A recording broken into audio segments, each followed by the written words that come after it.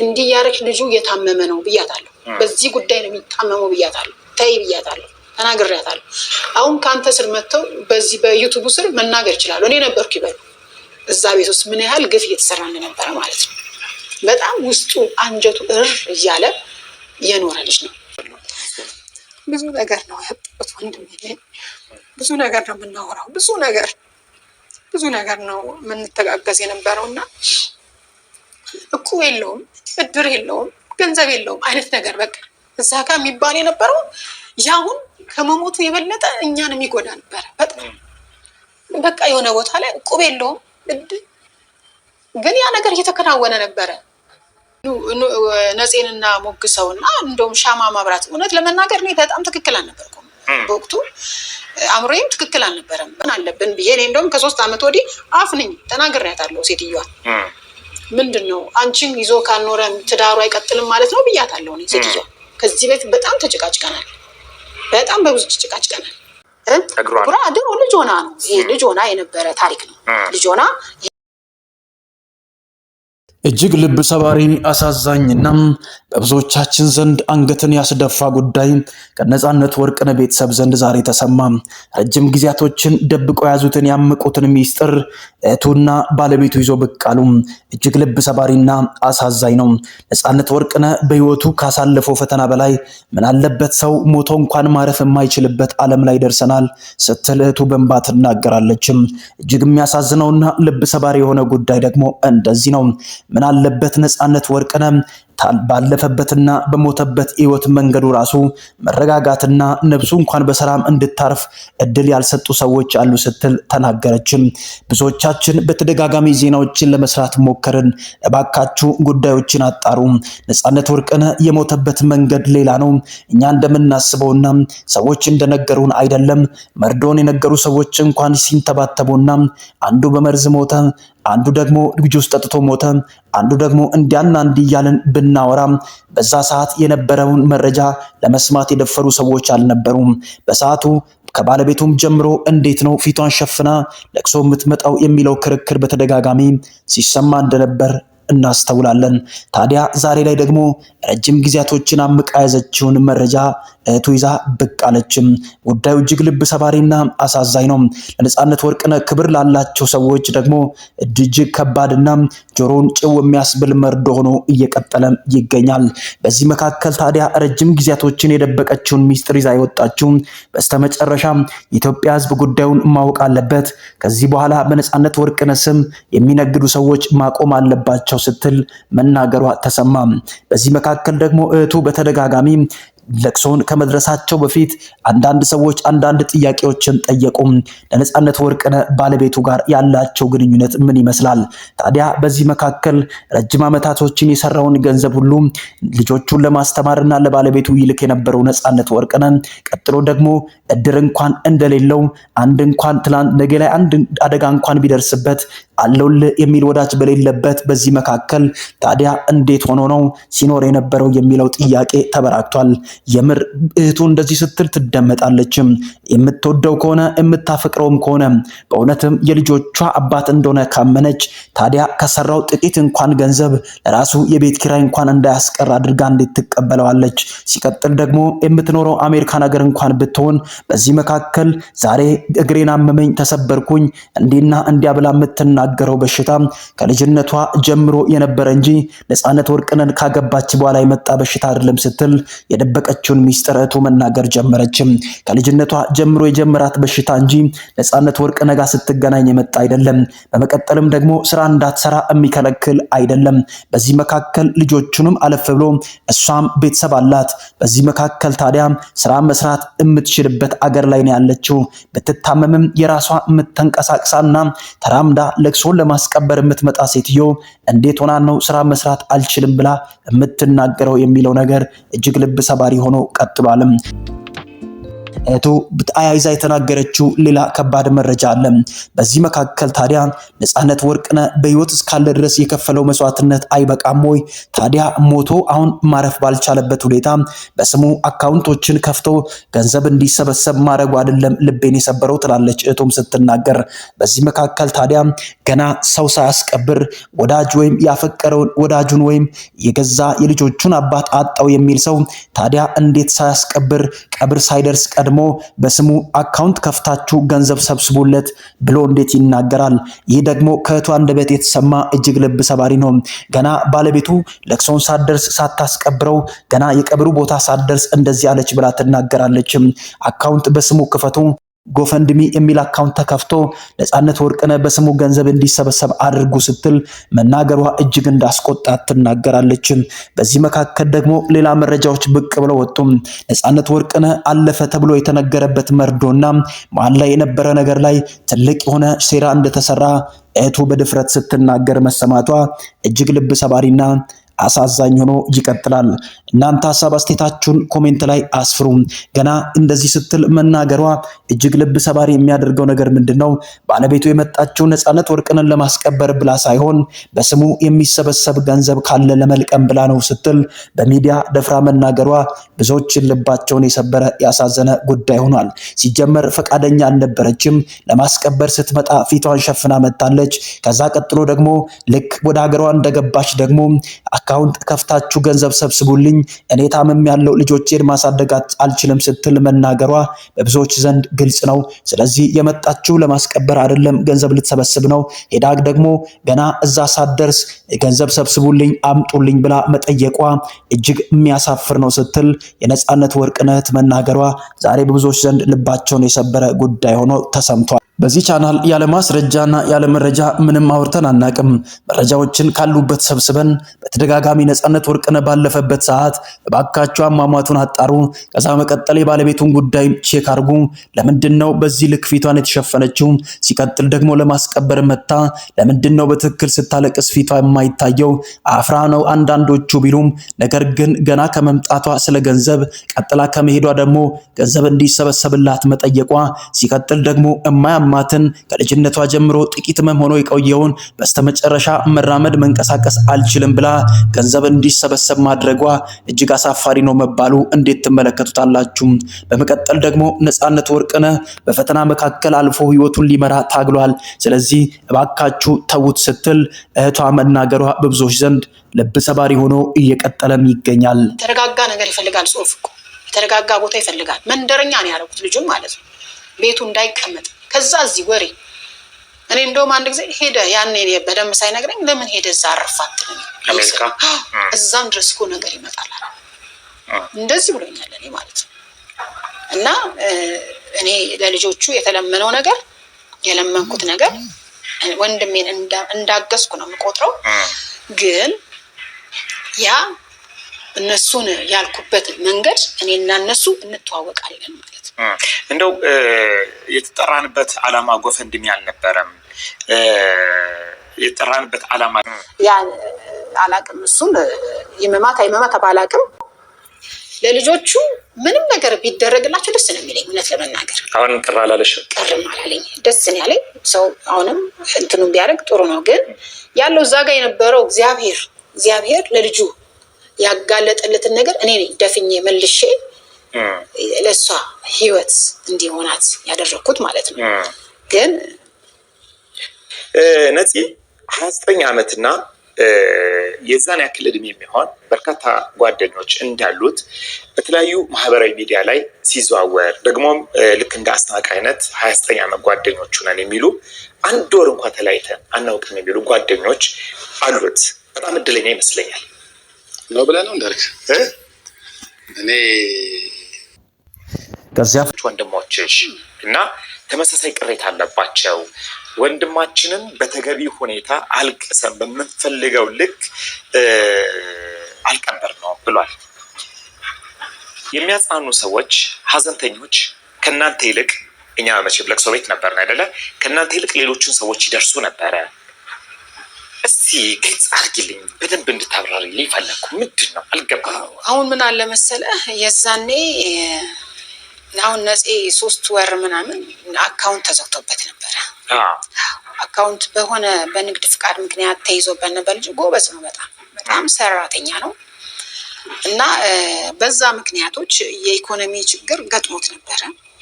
ከዛ ምን ይሆናል መሰለ እዛ ጋር እኛ ወንድማችንን እኔ ወንድሜን ያጣሁት አባቴን፣ ጓደኛዬን፣ ሚስጥረኛዬን በቃ ብዙ ሚስጥር ነው የምናወራው ከነፂ ጋር ማለት ነው።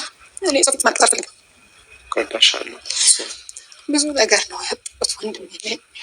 ብዙ ነገር ነው የምናወራው፣ ብዙ ነገር ነው የምንተጋገዝ የነበረው እና እቁብ የለውም፣ እድር የለውም፣ ገንዘብ የለውም አይነት ነገር በቃ እዛ ጋር የሚባል የነበረው ያሁን ከመሞቱ የበለጠ እኛን የሚጎዳ ነበረ። በቃ የሆነ ቦታ ላይ እቁብ የለውም፣ ግን ያ ነገር እየተከናወነ ነበረ። እኛን እዛ ጋር ደግሞ የነበረውን ሰው አይዟችሁ እኛ አለን አይነት ነገር ነበረ። ምን ማለት ነው?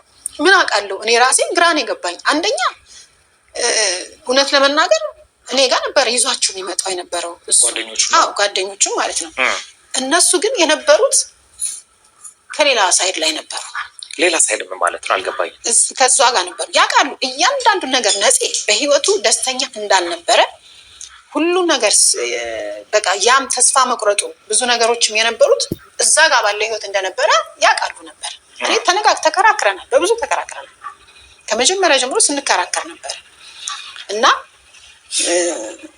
የነበረው ነገር ለእኛ ችግሩን ለእነሱ ደግሞ አይዟችሁ አይነት ነገር ነበረ እና ያ ነገር ላያችን ላይ በጣም ብዙ እኔ በተለይ በጣም ሞራሌን የጎዳው ነገር ነበረ። እዛ ጋር እንደ ሴትዮዋም ጋር የነበረው ደስ የማይል ነገር ነበረ ማለት ነው። ደስ የማይል ነገር ማለት ነው ማለት ነው። እዛ ጋር የኔ እንግዶች አይደሉም የሚመጡት አይነት ነገር ይባላል።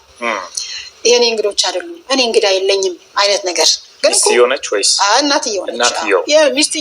እናትየው እኮ የሚስትየው አፍ ናት። ገባ? የሚስትየው አፍ ናት። እኛ እናት የለንም። እኛ ደግሞ ለወንድማችን አፍ መሆን አለብን ብዬ እኔ እንደውም ከ3 ዓመት ወዲህ አፍ ነኝ ተናግሬያታለሁ። ሴትዮዋ ምንድን ነው አንቺን ይዞ ካልኖረ ትዳሩ አይቀጥልም ማለት ነው ብያታለሁ። እኔ ሴትዮዋ ከዚህ በፊት በጣም ተጨቃጭቀናል፣ በጣም በብዙ ተጨቃጭቀናል። እቤት ውስጥ ሰራተኛ አትበዲ፣ እንዲህ ያረች ልጁ እየታመመ ነው ብያታለሁ። በዚህ ጉዳይ ነው የሚታመመው ብያታለሁ። ተይ ብያታለሁ፣ ተናግሬያታለሁ። አሁን ከአንተ ስር መጥተው በዚህ በዩቱቡ ስር መናገር ይችላሉ። እኔ ነበርኩ ይበሉ እዛ ቤት ውስጥ ምን ያህል ግፍ እየተሰራ እንደነበረ ማለት ነው። በጣም ውስጡ አንጀቱ እያለ የኖረ ልጅ ነው። ለብዙ ሰው ጥያቄ ፈጥሮ ነበረ። ፊቷ ተሸፍኖ ሀዘንተኞችን የምታሰናበትበት ሁኔታ ነበርና ብዙ ሰዎችን መነጋገር አድርገውት ነበር ማህበራዊ ሚዲያ ላይ። እንደዚህ ባለበት ሰዓት አንቺ እስከምትናገሪ ድረስ ሰው ጥያቄ ያነሳ ነበር። ልክ አንቺ ወጥተሽ አደባባይ ላይ ግን በጎ ነገር ስትመሰክሪ ቆመ። ለምንድን ነው በጎ ነገር የመሰረችው? በደንብ እስኪ መልሽልኝ። አዎ እኔ ኢቢኤስ ላይ ብቻ አይደለም የእሷን ጥሩ ነገር ልገነባ የፈለግኩት ማለት ነው። አሁን ምን አለ መሰለህ፣ እሱ በህይወት እያለ ልጆቹ ጋር ከልጆቹ ለራሱም አታቀራርበውም፣ አይፈልጉም እንደ ልጅ። አሁን እሱ ነው እንጂ ፍቅር የነበረው እነሱ አሁን ታሟል የሚባል ነገር ሲሆን ተደብቀ ለልጆች ትደውላለህ፣ ለአባትህ ትደውላለህ፣ እንደ አበሻ ልጅ ማለት ነው። ግን ተጽዕኖ ይኑር ምን አይሆን ነገር እኔ ያልገባኝ ነገር አለና ልጆቹን በሱ አይን ማየት እፈልጋለሁ።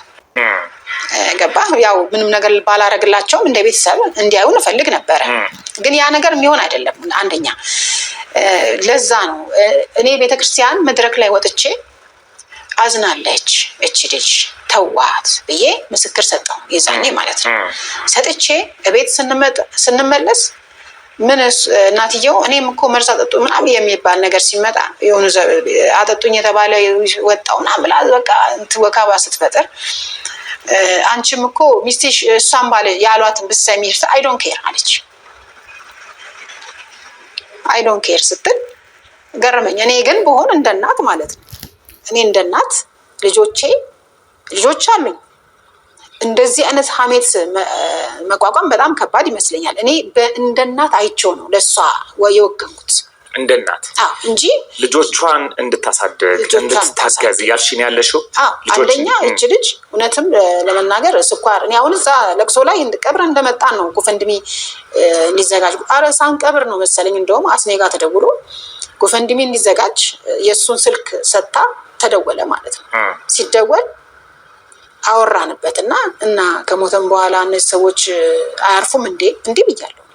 ምንድን ነው ነገሩ ብዬ ዘጋውባቸው ማለት ነው። ከዛ እሱ ምን አለ፣ ሴትዮዋ ይሄን አሁን እኔ ያልኩትን ነገር ሰምቼው ነው። በእርግጥ ልጅቷ ስኳር በሽታ እንዳለባት ስትወስድ ምናምን አይቻለሁ እዛ ጋር። ግን ያን ነገር እግሯ ጋር ተያይዞ እግሯ ድሮ ልጅ ሆና ነው። ይሄ ልጅ ሆና የነበረ ታሪክ ነው። ልጅ ሆና ይሄን እግሯ የሚያነከሰው ልጅ ሆና ነው። ያን አላቅም፣ እሱን ይመማት አይመማት ባላቅም፣ ግን እንደዛ ነው። ልጆቹም ይታመማሉ። ይሄን አሁን እንደዛ ለመካድ ብዬ ሳይሆን ያን ነገር እንዳለ ሆኖ ለልጆቹ ምንም ነገር ቢደረግላቸው ደስ ነው የሚለኝ። እውነት ለመናገር አሁን ቅር አላለሽም? ቅርም አላለኝ፣ ደስ ነው ያለኝ። ሰው አሁንም እንትኑን ቢያደርግ ጥሩ ነው። ግን ያለው እዛ ጋር የነበሩ ጓደኞች እንዳሉት በተለያዩ ማህበራዊ ሚዲያ ላይ ሲዘዋወር ደግሞም ልክ እንደ አስናቀ አይነት 29 ዓመት ጓደኞቹ ነን የሚሉ አንድ ወር እንኳን ተለያይተን አናውቅም የሚሉ ጓደኞች አሉት። በጣም እድለኛ ይመስለኛል ነው ብለህ ነው እንዳልክ እኔ አይደለም ማለት እኔ አሁን ስለ ነፃነት ጓደኝነት በተለይ ከዚህ ከሙያው ጋር ተያይዞ ያው ከሰፈርም ከወጣ በኋላ ያው እሱም እንደሚናገረው ፒያሳ አካባቢ በጣም ከሰፊ የሆነ የጓደኝነት መሰረት ያለው ነው ነፃነት ማለት። ለምሳሌ ከቲያትር አካባቢ ስትወስድ እኔ እንኳን እስከማውቃቸው ድረስ በጣም ብዙ እኛ ቤት ሁሉ የሚመጡ ነበሩ። የነፃነት ጓደኛ ተብሎ ማለት ያው ዲፊኒሽኑ ላይ በጣም በደንብ መግባባት ስላለብን ማለት ነው። ጓደኛ በጣም ሰፊ ጓደኞች ነበሩት። ለምሳሌ እነ ግርማ አሁን አሜሪካ ነው የሚኖረው፣ ግርማ ታደሰ፣ አሌክስ እነሱ ይመጡ ነበረ። ቲያትርም ሲሰሩ ወደ ፊልምም ሲገቡ ከአመት በዓልም ምንም ሲኖር እኛ ቤት ተሰብስበው ይመጡ ነበር እና ነፃነት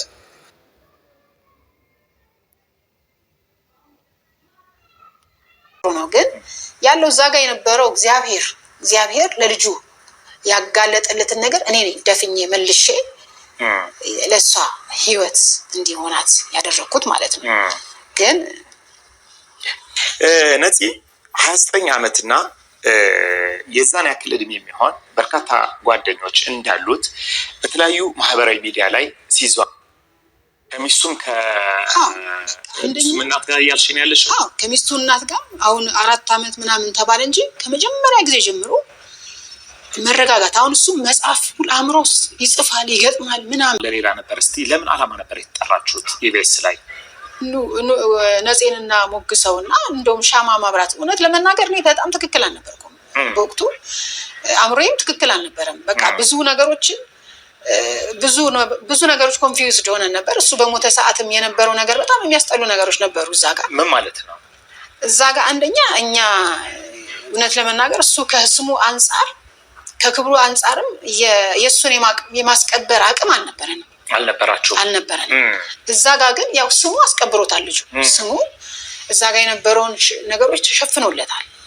እዛ ጋር በጣም አቢዩዝ እየተደረግን ነበረ። እነሱ ደግሞ ከውስጥም ቤቱ እኛ እንድንጠቀም አልፈለጉም ነበር። ቤት ውስጥ የነበረው ነገር አልገባኝም። አቢዩዝ እየተደረግን ነበር ማለት ምን ማለት ነው? ለመሰለሽ ይህን ጥያቄ ወንድሞችን በተመሳሳይ ሁኔታ ቅሬታ ያነሳሉ። ሌሎች ወንድሞችሽ እና ተመሳሳይ ቅሬታ አለባቸው። ወንድማችንን በተገቢ ሁኔታ አልቅሰን በምንፈልገው ልክ ከዚያ አልቀበር ነው ብሏል። የሚያጽናኑ ሰዎች፣ ሀዘንተኞች ከእናንተ ይልቅ እኛ መቼም ለቅሶ ቤት ነበርን አይደለ? ከእናንተ ይልቅ ሌሎችን ሰዎች ይደርሱ ነበረ። እስቲ ግልጽ አድርጊልኝ፣ በደንብ እንድታብራሪልኝ ፈለግኩ። ምንድን ነው አልገባም። አሁን ምን አለ መሰለህ፣ የዛኔ አሁን ነፂ 3 ወር ምናምን አካውንት ተዘግቶበት ነበረ። አካውንት በሆነ በንግድ ፍቃድ ምክንያት ተይዞበት ነበር። ልጅ ጎበዝ ነው፣ በጣም ሰራተኛ ነው እና በዛ ምክንያቶች የኢኮኖሚ ችግር ገጥሞት ነበረ። ከዛ ምን ይሆናል መሰለህ፣ እዛ ጋር እኛ እኔ ወንድሜን ያጣሁት፣ አባቴን፣ ጓደኛዬን፣ ሚስጥረኛዬን፣ በቃ ብዙ ሚስጥር ነው የምናወራው ከነፂ ጋር ማለት ነው። እኔ ሰው ፊት ማልቀስ አልፈልግም። ቆዳሻለሁ። ብዙ ነገር ነው ያጣሁት ወንድሜ። ብዙ ነገር ነው የምናወራው፣ ብዙ ነገር ነው የምንተጋገዝ የነበረው እና እቁብ የለውም እድር የለውም፣ ገንዘብ የለውም አይነት ነገር በቃ እዛ ጋር የሚባል የነበረው ያሁን ከመሞቱ የበለጠ እኛን የሚጎዳ ነበረ። በቃ የሆነ ቦታ ላይ ቁብ የለውም ግን ያ ነገር እየተከናወነ ነበረ። እኛን እዛ ጋር ደግሞ የነበረውን ሰው አይዟችሁ እኛ አለን አይነት ነገር ነበረ። ምን ማለት ነው? ምን አውቃለሁ እኔ ራሴ ግራን የገባኝ። አንደኛ እውነት ለመናገር እኔ ጋር ነበር ይዟችሁ የሚመጣው የነበረው ጓደኞቹ ማለት ነው። እነሱ ግን የነበሩት ከሌላ ሳይድ ላይ ነበሩ። ሌላ ሳይድ ምን ማለት ነው? አልገባኝ። ከሷ ጋር ነበሩ፣ ያውቃሉ እያንዳንዱ ነገር። ነፂ በህይወቱ ደስተኛ እንዳልነበረ ሁሉ ነገር በቃ ያም ተስፋ መቁረጡ ብዙ ነገሮችም የነበሩት እዛ ጋር ባለ ህይወት እንደነበረ ያውቃሉ ነበር። እኔ ተከራክረናል፣ በብዙ ተከራክረናል። ከመጀመሪያ ጀምሮ ስንከራከር ነበር እና የነበረው ነገር ለእኛ ችግሩን ለእነሱ ደግሞ አይዟችሁ አይነት ነገር ነበረ እና ያ ነገር እላያችን ላይ በጣም ብዙ እኔ በተለይ በጣም ሞራሌን የጎዳው ነገር ነበረ። እዛ ጋር እንደ ሴትዮዋም ጋር የነበረው ደስ የማይል ነገር ነበረ ማለት ነው። ደስ የማይል ነገር ማለት ነው ማለት ነው። እዛ ጋር የኔ እንግዶች አይደሉም የሚመጡት አይነት ነገር ይባላል። የኔ እንግዶች አይደሉም፣ እኔ እንግዳ የለኝም አይነት ነገር። ግን ሚስትየው ነች ወይስ እናትየው ነች? እናትየው እኮ የሚስትየው አፍ ናት። ገባ? የሚስትየው አፍ ናት። እኛ እናት የለንም። እኛ ደግሞ ለወንድማችን አፍ መሆን አለብን ብዬ እኔ እንደውም ከ3 ዓመት ወዲህ አፍ ነኝ ተናግሬያታለሁ። ሴትዮዋ ምንድን ነው አንቺን ይዞ ካልኖረ ትዳሩ አይቀጥልም ማለት ነው ብያታለሁ። እኔ ሴትዮዋ ከዚህ ቤት በጣም ተጨቃጭቀናል፣ በጣም በብዙ ተጨቃጭቀናል። እቤት ውስጥ ሰራተኛ አትበዲ፣ እንዲህ ያረክ ልጁ እየታመመ ነው ብያታለሁ። በዚህ ጉዳይ ነው የሚታመመው ብያታለሁ። ተይ ብያታለሁ፣ ተናግሬያታለሁ። አሁን ከአንተ ስር መጥተው በዚህ በዩቱቡ ስር መናገር ይችላሉ። እኔ ነበርኩ ይበሉ እዛ ቤት ውስጥ ምን ያህል ግፍ እየተሰራ እንደነበረ ማለት ነው። በጣም ውስጡ አንጀቱ እር እያለ የኖረ ልጅ ነው።